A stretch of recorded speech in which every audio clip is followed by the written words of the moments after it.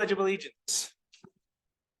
I pledge allegiance to the flag of the United States of America and to the republic for which it stands, one nation under God, indivisible, with liberty and justice for all. Doesn't it seem like we just did this? Good morning, everyone.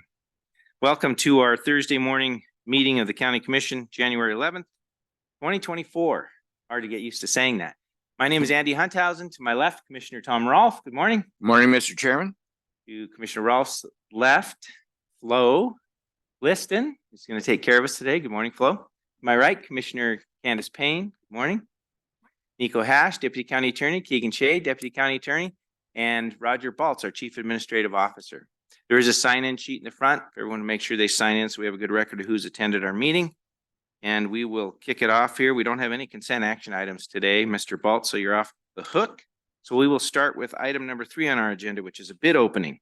One new wheel loader. And yeah, that's you. Good morning, Audra. Good morning, Chairman, Housing Commissioners. I'm Audra Zackrell, Assistant Director of Public Works. This morning, we have a bid opening for the purchase of one new wheel loader for the road division. The main use of this piece of equipment is to load sand or gravel into dump trucks and snow plows. And in minor situations, they use it on different projects. We have 2 bids this morning. The first bid that I will be opening is from T&E.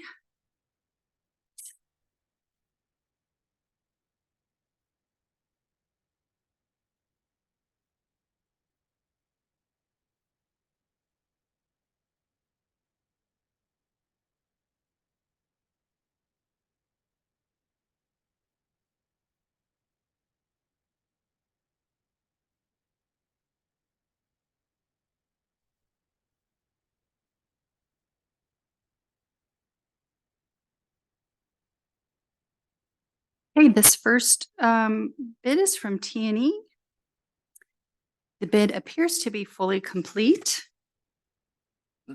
This bid is for a CAT 926M 2024 year. Delivery date would be within 90 days after the bid award. Bid security has been included. The total base bid amount is $187,500.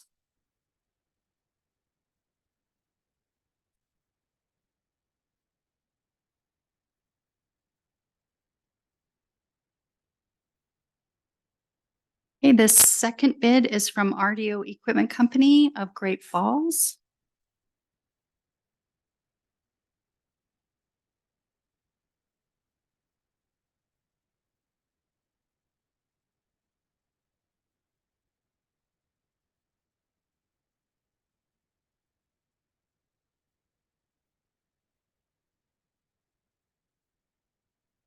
This bid appears to be fully complete. The bid security has been included. This bid is for a John Deere 544G year 2024. Delivery date within 180 days of the bid award. Total bid amount, $189,000. Staff would like to take these bids under advisement and come back within 2 weeks on January 25th. That's a Thursday for a recommendation of award. Thank you very much. Any questions, commissioners, for Audra? And just a note, kind of mention this each time that we do this. We open our bids in public so that it is first time we've heard of them. Heard or seen them, and then we ask, as Audra said, ask staff to take them under advisement so they can look at the entire bid, make sure that it meets all of our specs and requirements for bidding, state law, and all those kinds of things. And then they bring back a recommendation to us, and that is asked for on the 25th. So, commissioners, anything else you'd like to bring up here? All right, then we would need, I'll entertain a motion to ask staff to bring back a recommendation on the 25th. Mr. Chair, I would move to request that staff take the bids under advisement, study them, and come back with a recommendation to us on January 25th, 2024. Second. Moved and seconded to ask staff to take bids under advisement, bring back a recommendation on the 25th at our regular scheduled meeting. Any further discussion, commissioners? All in favor of the motion signify by saying aye. Aye. Thank you. Thank you very much. All right, next item on the agenda is a grant application to the U.S. Department of Energy. Good morning, Director McCauley. Mr. Chair, Commissioners, Ann McCauley, Director of Grants and Purchasing. In the fall of 2021, Congress passed the bipartisan infrastructure law that reauthorized the U.S. Department of Energy's Energy Efficiency and Conservation Block Grant Program. This program included formula funding for a number of eligible counties and cities across the country. Lewis and Clark County was one of those 10 counties in the state that was allocated formula funding through the EECBG program. Our formula allocation amount is $76,220. I may have been remiss in not noting that extra $20 in some of the staff reports, but it is $76,220. For this formula grant, Lewis and Clark County is proposing utilizing this grant opportunity to install energy efficient lighting in 6 of the county's facilities in which outdated, inefficient lighting still exists. These facilities include the county courthouse, county public works building at 222 Broadway, the county attorney's office at 310 Broadway, the Augusta Senior Center, Augusta Road Department Shop, and the Lincoln Senior Center. An additional project task is to retrofit the Sallyport heater in the detention center to an energy efficient infrared tube heater. We have estimated that these upgrades will reduce electrical use by approximately 45 to 50% from current lighting use, and similar savings are anticipated with that Sallyport retrofit. Completion of this project will include or provide long-term energy and cost savings for Lewis and Clark County and its citizens. The requested application amount is for the full allocation, $76,220, and the proposed period of performance is July of 24 through June of 26. We might have to do a no-cost extension to get in that last final year through June of 26, and that's allowable under the grant. For the grant application requirements, there are a number of documents required for the commission to sign, and that's included in your packet. Happy to answer any questions about any of those. Staff recommendation is to approve, and I'd also like to note that Jenny Chambers, Public Works Director, and Mac McCarley, Public Facilities Supervisor, is here to answer any of the technical questions about the project. Great, thank you very much. Questions, commissioners? No questions. I hope they can save us some money. Yes. I'm all in favor of it, but I'd like a little more information on the Sallyport at the detention center. I've toured that, and there are problems with using that, especially cold weather like this. Could you explain this, Mac, to give us a little more information? Chairman, Commissioners. So during the jail Mac, you'd introduce for the Yep, record. give your name. Yeah, Mac McCarley, Lewis and Clark County Buildings. thank you. During the jail project, because of the way some of the new pods were set up, there are some sewer lines and stuff that are in the Sallyport.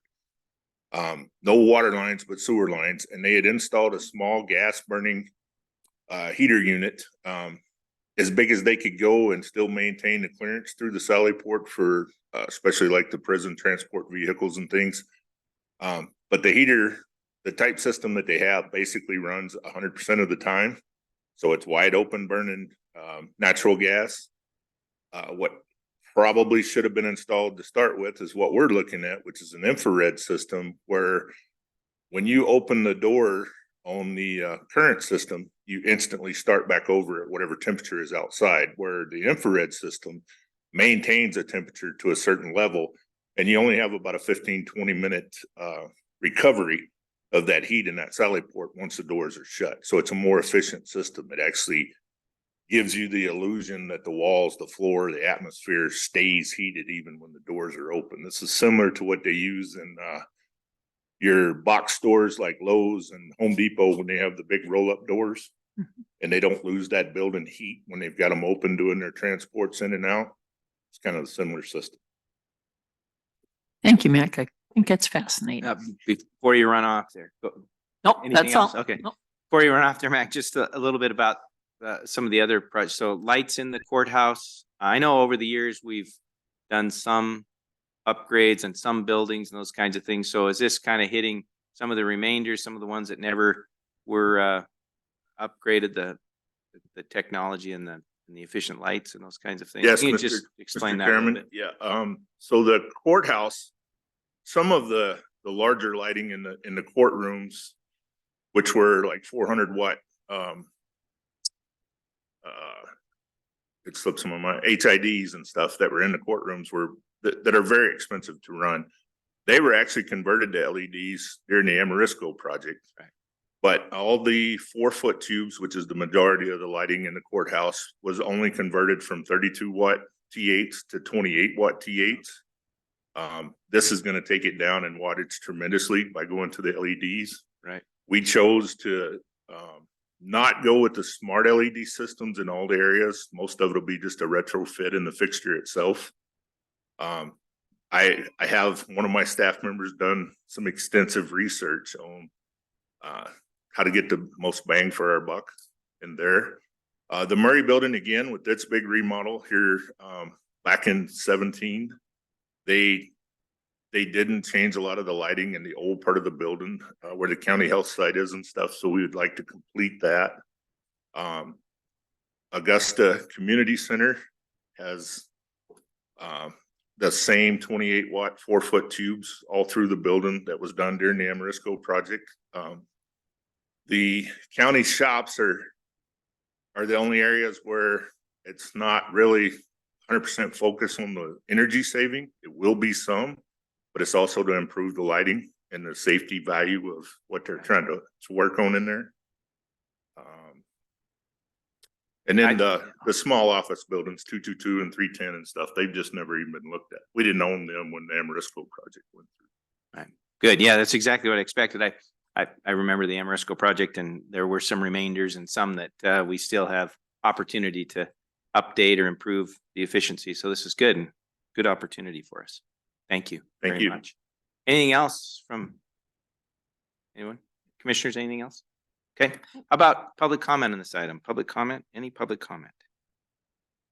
All right, commissioners, I'd entertain a motion, please. Mr. Chairman, I move to approve the application, the grant application to U.S. Department of Energy as described by Ann McCauley. Second, Mr. Chair. Moved and seconded to approve the grant application as presented. Further discussion, commissioners? I'll just say I appreciate you looking for these opportunities and then going after them. It's one of the ways that we can continue to serve folks without having to raise local taxes and those kinds of things, or have these large projects, or being so inefficient with our energy use that doesn't make sense. So this is a good thing. Thank you very much for that. All right, commissioners, all in favor of the motion signify by saying aye. Aye. Thank you. Next item on the agenda is a grant award to Lewis and Clark County from the Montana Department of Commerce. Again. Good morning again, Mr. Chair, Commissioners, Ann McCauley, Director of Grants and Purchasing. Before you today is a grant award to Lewis and Clark County from the Montana Department of Commerce for a CDBG, or Community Development Block Grant, planning grant. This planning grant will support a preliminary architectural report, commonly known as a PAR, for the YWCA Helena's main facility here just down the street on Park Avenue. This PAR will be done for their basement portion of that building, and the award will also include grant writing services to support a CDBG Public and Community Facilities grant that could implement the PAR. The total award amount is $45,000. YWCA Helena will be providing $5,000 in cash match for a total award amount of $50,000. And the period of performance is from the grant award notification date, October 23 of 23 through December 31 of 24. Staff recommendation is to approve. Thank you very much. Director McCullough, just a question just for the public's interest maybe, or Yes. education. So these community development block grants in this program, we partner with the state of Montana in that a local government has to be a sponsor agency or kind of a partner or go-between. Just explain that a little bit. Yes. This isn't out of county coffers. It's a grant from the state of Montana. Anyway, go ahead. Yes, Mr. Chair, thank you for that good question. Yeah, the Community Development Block Grant Program, which is at the federal level, U.S. Housing and Urban Development Program, comes down to states. And unless we're an entitlement community, which we're not because of population and we're a county too, we are the required applicant to the state's program, but we can sponsor nonprofit organization, water and sewer districts, other entities at the local level for these funds. It is all federal funds. And then we usually ask for the local match to come from the organization that we're sponsoring. Great, thank you. All right, questions, commissioners? Any other questions? Are we going to talk to the ladies from the Yes. YWCA? Okay, they come next then. Yeah. They'll be next. Okay, you go for it. And no questions for Ann? No- Okay, No thank you. questions for Ann. Thank you very much.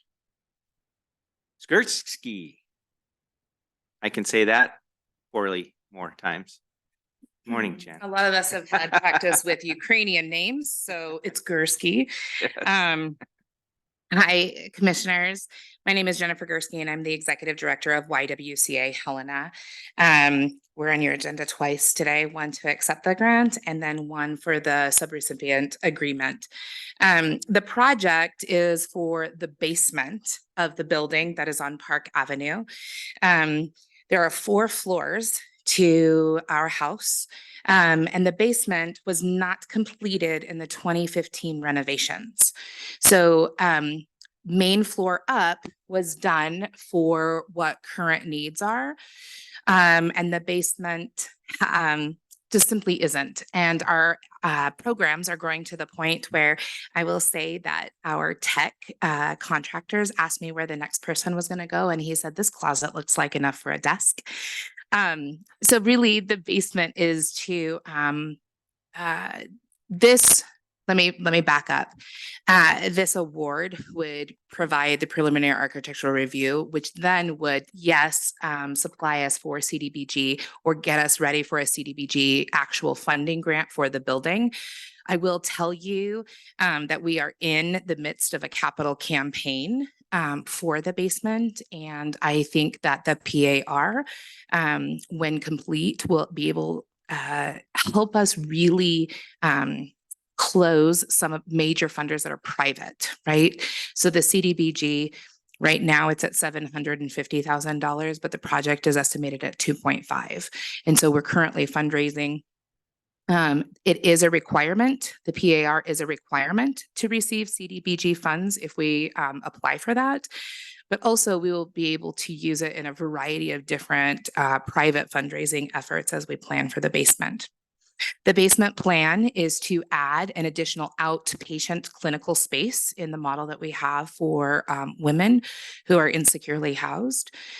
What we have noticed is that there are a lot of women in the community who might be couch surfing or might have, I would say, unstable housing, but could benefit from us creating some outpatient services, then linking them into the other items like housing, linking them into food share and SNAP benefits, et cetera. So the furthest west wing is planned for a 3 to 4 clinician increase, which would it would double our capacity clinically. We are, just as a reminder, a state endorsed substance use recovery program and a state endorsed mental health center. On the east side, we would bolster space for children. So we have a Caterpillar's parenting center that is now running out of the basement that we painted as cheerfully as we could. But there's some significant things that we need to fix that make it appropriate for children and child care. Half of that space will be used for supervised parenting. So for non-custodial parents to come in and have a safe space to reattach and rebuild relationship with kiddos that have either through family law or through CPS, been deemed that it is necessary for the parents to have supervised visitation with their children until they are deemed safe. We will also have classroom space for parenting education classes like evidence-based circle of security, love and logic, and we're currently writing a grant for strengthening families for older children. Additionally, there will be space to expand our childcare. What we're seeing is right now we are licensed newly about a year and a half ago for 0 to 6 ages. What we also see though is there's an incredible need, especially in the house, for after school childcare, right? Those ages that are kindergarten and up. And then again, have that same therapeutic model of our current daycare. Finally, it will provide 3 additional offices. We're having a problem finding confidential offices in our current space. A lot of the work we have to do is one-on-one behind closed doors because it's clinical or it's case management or et cetera. And quite frankly, we're just running out of the space to provide the services of our growing client list and to serve our wait list. So that's the back of the envelope plan and why we applied for the PAR in the first place. Happy to answer any questions. Fantastic. Thank you for that explanation. Really appreciate it and the work you do. So I'm sure there are questions. I do. Please, Commissioner Rolfe. I just have been continually impressed with the work that you do. Thank And you, the fact that you take people from dire circumstance, even homelessness, and carry them through over a long period of time and help them to re-enter as productive members of society. And I'd like to have you just tell the people that might be listening a little bit more about that long relationship you have with folks and how you do that. Happy to do that, Commissioner Rolfe. Thank you for the question. Our WINGS program, WINGS, Women Initiating Growth and Stability, started, I would say about probably 12 years. So we're actually a pretty young program. And prior to that, we were always involved with low income housing, but the supportive services that you're talking about and really making it a holistic program for vulnerable families in our community started about 12 years ago. We started with some simple case management, ended up supporting that case manager to receive a master's degree. She started on her LCPC, which is a licensed licensed clinical professional counselor. And from there grew a program that now is a 2.1, which means it's an outpatient, but it's an intensive program that serves women 12 to 15 hours of therapeutic care. That therapeutic care involves a licensed addiction counselor, a mental health therapist, peer support, therapeutic groups, parenting groups, like life skills educational groups. We partner with Extension and bring in their SNAP educator and talking about what healthy meals are. We have partnered with various financial institutions to bring in really basic budgeting classes. We also hired a family advocate that is technically a Caterpillar's staff, right? Because she's going to work with children, but it's to work with the women in their cases with CPS and try to build reunification and then get mom parenting classes. And then also help with legal fines. So a lot of fines are paid off while they're in their program. We require women not to work for 90 days because we're an intensive program. And the reason is that when you are, so if you're in a 30-day detox, right, your brain actually hasn't emitted the right chemicals yet to rewire. And so we are training women in their first 90 days to live in themselves without the substance that they have been linked to many times 10, 15, 20 years, right? And so in that first 90 days, it's like this incubation of full wraparound. We have a licensed childcare that is a therapeutic childcare, which means kiddo who might be reunified with mama after substance has no idea how to be parented by a mom who is sober. And so we work with that child on attachment, reattachment, right? That therapeutic pull to mama so families can be reunited.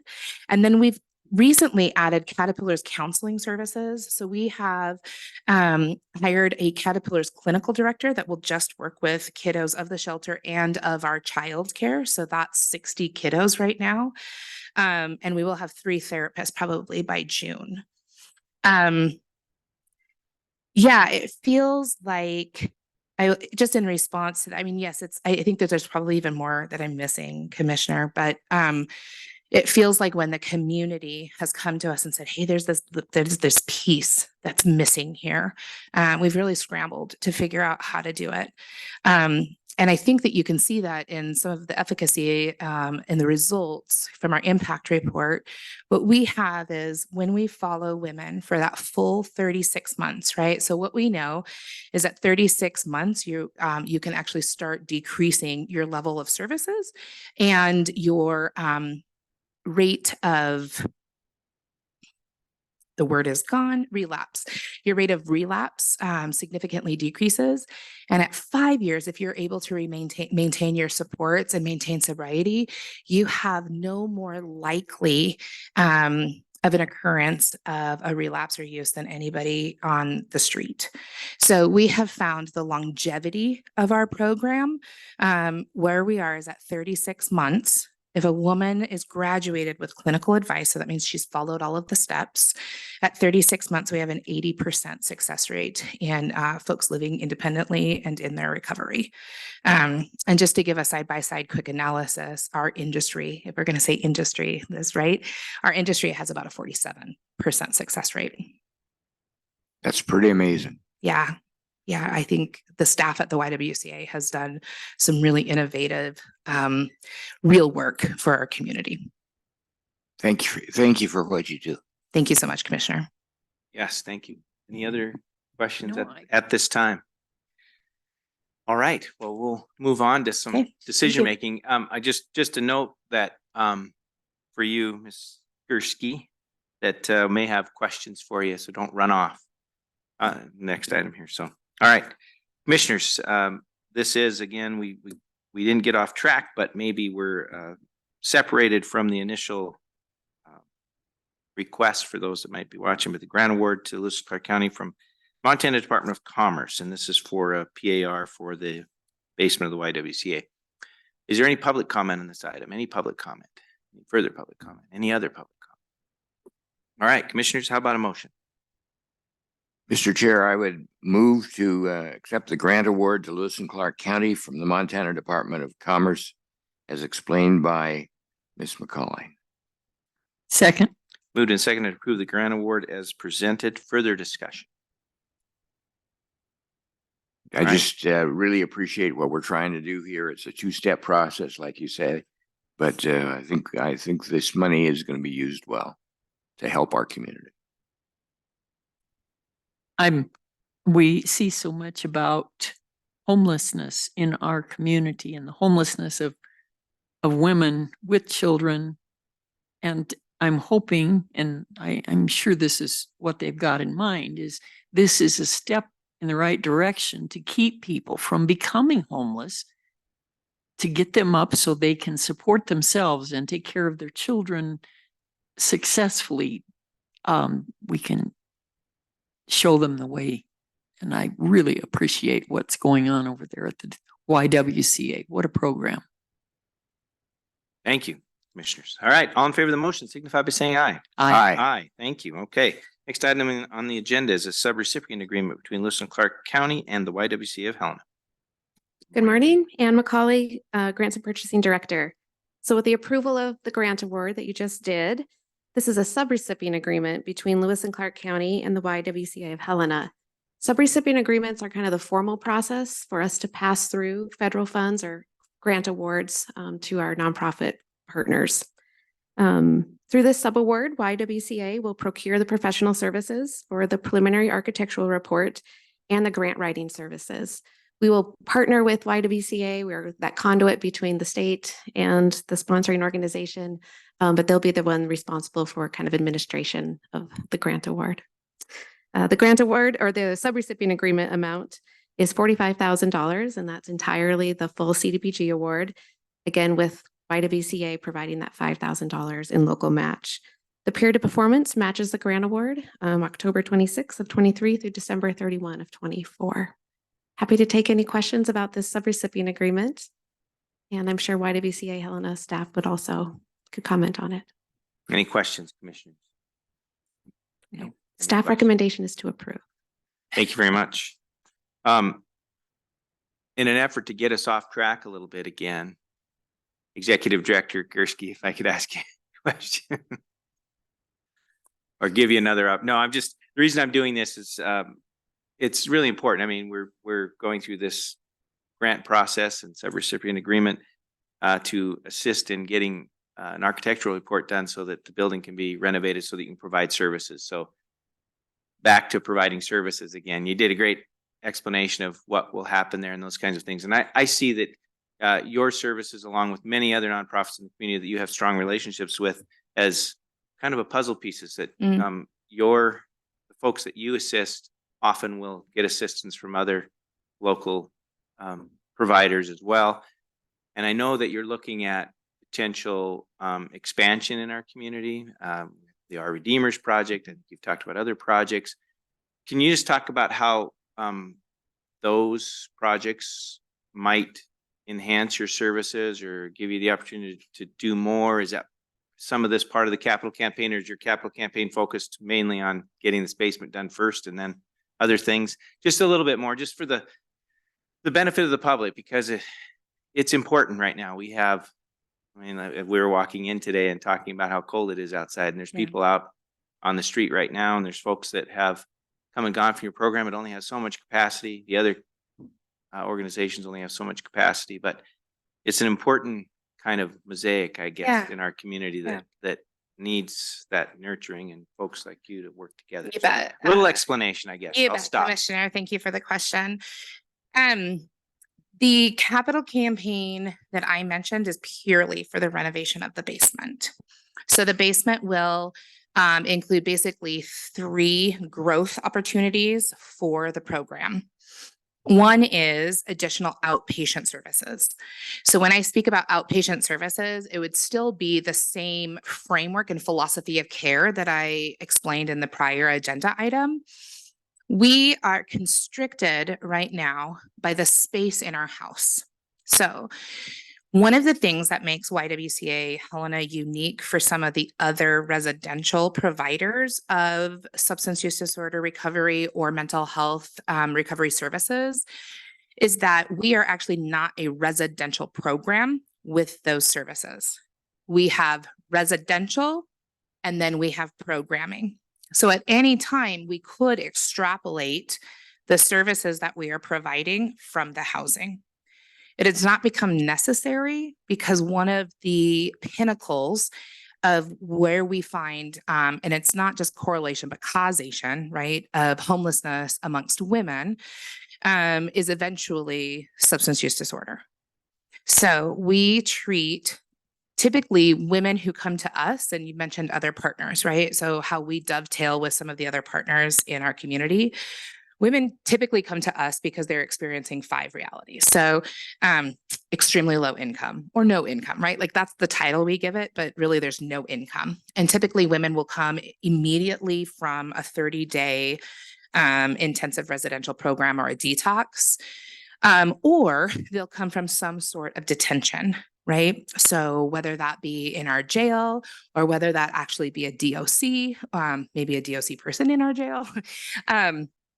So immediate risk of or experiencing homelessness is the second one. So extremely low income or at risk of or immediately experiencing homelessness. The third one is a co-occurring substance use disorder and mental health disorder. So one of the things that we know about substance use disorders is that it always comes with a co-occurring mental health disorder. Usually that's significant PTSD, and the population that we serve, 100% of them are either acutely or in past traumatized and victims of domestic violence, many of them were CPS kiddos as they grew up, right? So we're talking about some generational items that we are also working with. The fourth one I mentioned that sometimes we will receive somebody right from detention is criminal justice involvement. So if a woman has been struggling with substance use long enough, usually there is some sort of criminal justice involvement, right? Like be that like a possession charge or deeper, right, into the felony realms. And then the fifth thing that we often work with, and right now we have 22 women in the house and 24 children, is that if women have children, they are typically CPS involved, which is why I mentioned all of those wraparound services. So though that is the reality, right, of the women that we serve. So it's much more than just, hey, it's cold outside and we're homeless. We are really trying to address at a systemic level for the woman, but then also at a systemic level for our community and providing spaces. So to relate it back then to the basement project, we are constricted by only having 24 residential rooms, right? So we have 22 now, one might have graduated. And so we have like this fallow piece where we are transitioning, but it is so rare that we have any empty rooms and nobody on our wait list. The clinical director spoke with me yesterday, and we have 16 viable candidates that could be admitted into our program with all of those 5 qualifiers. So that's 16 out of a number of folks that would have applied, and our services, they might have needed a higher level of service than we could provide, or just needed housing and not the services, which then we try to link into other community resources. As far as the basement is concerned, because of the wait list and because oftentimes women will be insecurely housed elsewhere. So think of woman who might have left MCDC, which is our closest state-sponsored 30-day treatment program, moves in with mom. So she's quote unquote safe, but we don't have room, right? And so what we want to do with this new space is basically duplicate our WINGS program, taking away the housing part, right? Because we can't immediately solve that, but then offering those support services to link in the housing, and that might not be with us. We also do a gender-specific evidence-based recovery that is trauma responsive and trauma informed first, because we find that most women who struggle with addiction issues, it stems from treating their trauma. Right. And so we are very trauma focused in our frame. And that's a little different than some of our other like court ordered treatment programs.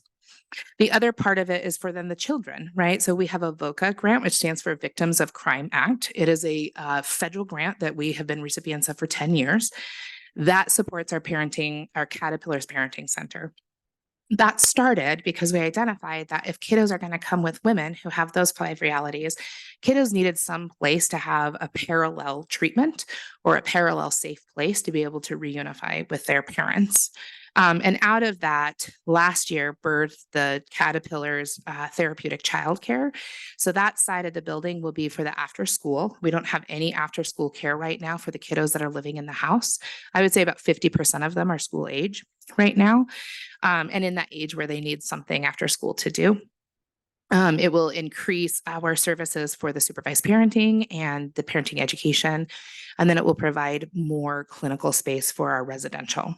How that dovetails into Our Redeemer project is right now we have 4 women who are ready to move on, and they cannot find housing.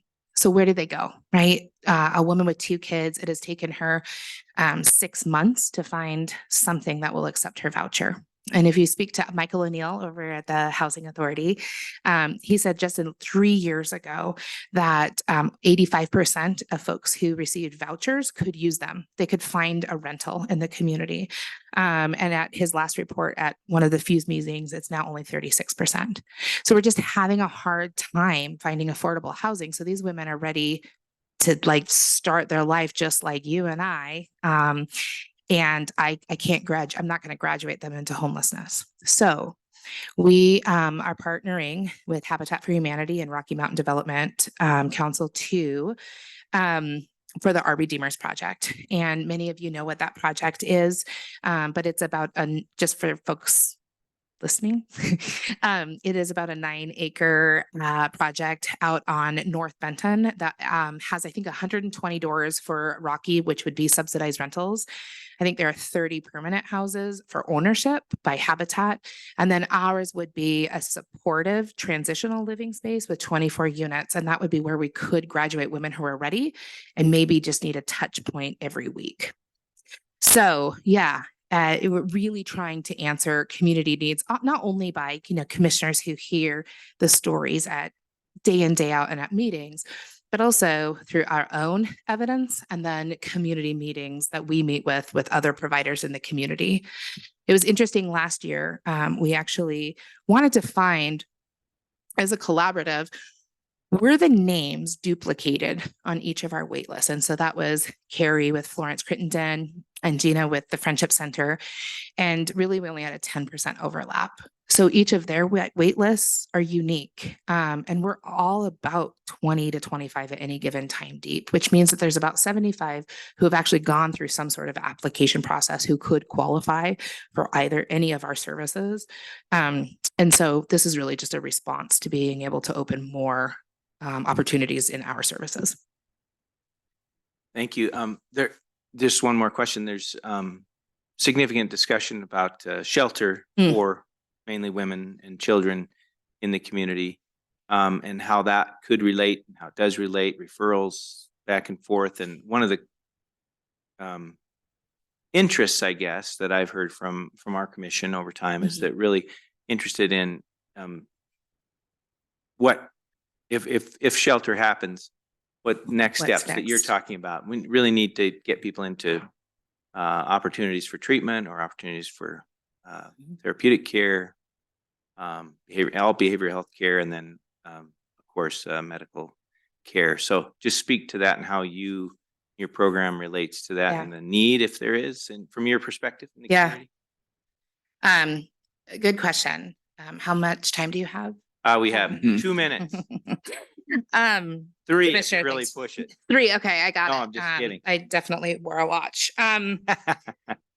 Commissioner, good question. I was at Hometown Helena this morning, and that conversation is certainly a buzz, right? It's a buzz, and people want to know, especially when the weather turns like this, right? Like, what are we doing? I've lived in this community now for a decade. I moved here for, a husband, but we won't go there. And I think that in my experience here, this has been a perennial conversation every single year. And, I started my career actually at Helena Food Share as a member of this community, and was part of those conversations then, right? Because food insecurity is absolutely a part of that. I think that conversation, if I'm getting to the root of your question, Commissioner, which is like, where is that conversation? Like, the status of that conversation, is that Yes, Mhm. and your view on if there's a need, and then how your programs would engage with that. Yeah. Okay. So here's what I will tell you that I frame my conversation and thinking as a partner in some of these conversations. The proposed place that Good Sam's has before the city commission is called, they've named it Ruth's Place, right? And so they believe that they will be able to have 26 beds for women, unaccompanied, and low barrier. Okay, that's 26. And I was just notified today that God's Love is only at about 50% capacity. And they this morning said that they would open up for cold weather sheltering. There is a prohibitive aspect of God's Love because they expect their residents to have employment. In our experience, employment happens as the last step of stabilizing somebody. And yet there is, 26 women at Ruth's Place. The school district, and I don't know what their number is right now, but in December, identified 341 students that were insecurely housed. That's a number I keep track of because those are families in our community. I will also say that a low barrier shelter for 26 women, I know that shelter could be filled today from both Peerview's numbers, because they are the case manager in God's Love, and God's Love. That could be filled today if opened. What I will tell you is that doesn't affect that 341 number, because if we accept children into a low barrier shelter, they cannot be where there is either folks that are inhibited or high, because that creates a mandatory reporting situation. So you would immediately report parents who had children involved with anybody who is using substances. That shelter is deeply needed and more like Flow Crypt, Friendship Center, and YWCA needs more spaces to accommodate families that are probably working, that are probably couch surfing. I'm hoping they're on couches tonight and not in vehicles or an RV. If we just think that 341, let's just say two kids per parent. I mean, I'm sure some of them are single kids, but that's 150 families that have children in our school district. This is not East Helena, right? It's at a county level. And there's no place in our community for them to go. If you have a substance use disorder and issues with the justice system, or are a young mama with a child younger than 4, right, for Florence Crittenden, or acutely, by acutely, I mean like current survivor of domestic violence, you can go to the Friendship Center, right? So we have 3 programmatic dependent shelters for women and their children in Helena. We do not have something that is just purely emergency housing for families. And so while the conversation continues with Ruth Place, I would say the information that I'm providing you right now does not negate Ruth's Place needs, but I would be leery to say that that is the solution to cold nights in Helena. My question that my board and I and the leadership and directors at YWCA continue to just rumble with is, what is our role as the YWCA? Because if we assume that that's 150 families, right, going back to the numbers of kiddos, 70% of those are female-led, single female-led. So what is YWCA's role? And I think that's the conversation right now, to be very transparent and honest. That is the thing that we are rumbling with. But finding funding sources for that work is extremely difficult. Thank you. Okay. Yeah, no, it's good. I mean, just wanted to have the conversation and talk about it a little bit. I don't know if anybody else. Yep. I got a question, if I might. You've got 22 women in your facility now. Of those 22, how many of those might be able to move into a housing, I have maybe a 4. supervised housing like you're I have envisioning? 4 right now. Mhm. The wings, and so they're just looking for community housing, right? And then we Mhm. will transition them to the house, and sometimes they will keep like their one mental health, or they'll come to a group. But we do have step down services for women, and that is part of the graduation process. And that would open up 4 more Right. rooms to start So someone else through the- Immediately. So here's the dichotomy, Commissioner Rolfe, is that we have basically 2 levels of service in our shelter. One is that IOP service, right? So that's intensive outpatient. And so that's that 12 to 15 hours of care. So that's in that first 90 days, you're not supposed to work. You're going to like 15 hours of therapeutic. You're probably receiving more and peer support. And you're just trying to stabilize in our house, right? That program often lasts 6 to 8 months. The state will pay for 4 months, right? Of that, we extend that 6 to 8. So we are not getting reimbursed for any of those services, but that's the services we need. So that's that. After 8 months, folks can graduate into what we just refer to as aftercare. So we slip down from that 15 hours of care, and we'll go start at 6, and then we'll just do 1 group and 1 therapy. If you are living in the YWCA house, the minimum requirement, if you have graduated to aftercare, is 1 group and 1 therapeutic appointment. We think with our Redeemers project, we could almost immediately move the aftercare folks. So you're asking who could go into the community? 4 right now. But we actually have 12 that could go into a supportive housing situation, which would open up all of those shelter rooms. So that would be 24 and IOP. So as we start linking into like what affordable housing looks like, our Redeemers is one solution that we can come up with. But I know that there are other, even private developers. I mean, we spoke to the Board of Housing supporting a private developer because they have an incentive, right, to build for lower income. Those are also spaces that we could support. So really what we're trying to progress into is that our downtown shelter is really that intensive, like immediate care, and then either graduate into the community or that ORLC project. And then with the downstairs outpatient, when this project is completed, Yeah, I mean, our focus is to continue to serve as the community needs us. And our data is showing that it is single females with young children who have at least 3 of those 5 things that I listed off. Did that answer? I feel like I Yeah. went on a rabbit trail and I didn't answer. I'm No, I sorry. mean, I guess there's a couple things about your program that really impressed me. One is the fact that you're carrying people through a long period of time. Mm. That's, you're kind of providing that thing we call the continuum of care Right. right there.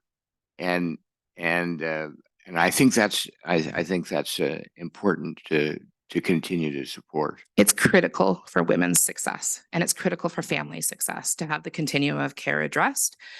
Because if we don't, what we also know is if we just graduate folks and just say, voila, good job, is that typically within 12 to 24 months, they're back needing services. So that continuum of care, that 36-month part, both anecdotally in our experience, but very evidence-based, that 36 months, that's when we start transitioning into community supports, et cetera. And that's what makes folks successful. Yeah.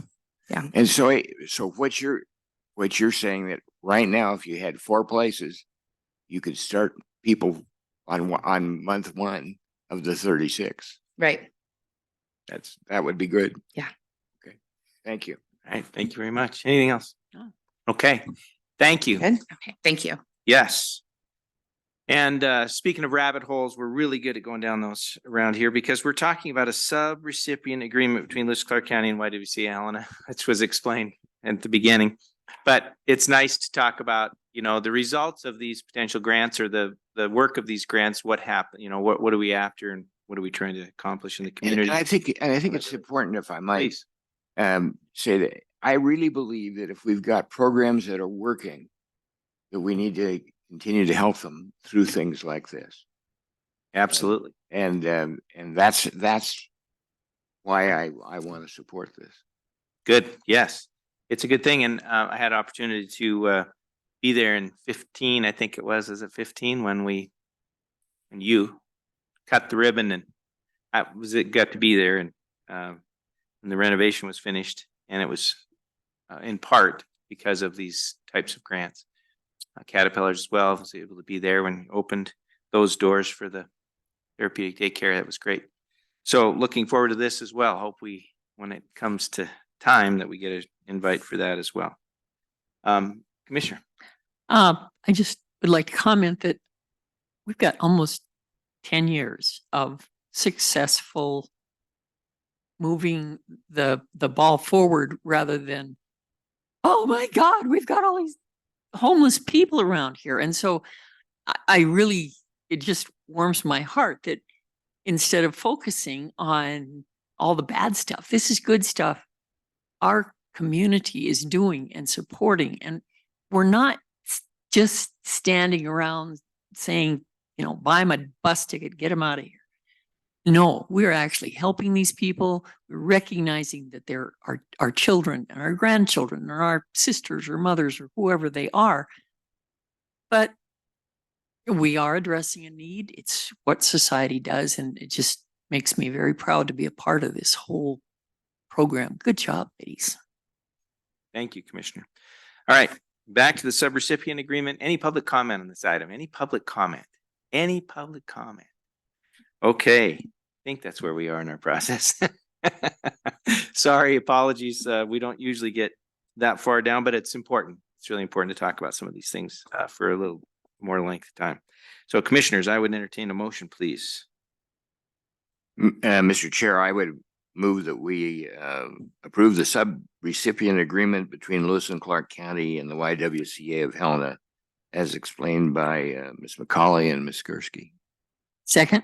Moved and second to approve the sub-recipient agreement as presented. Further discussion, commissioners? I think we've said I it think all. we I kind think of we- moved that discussion along.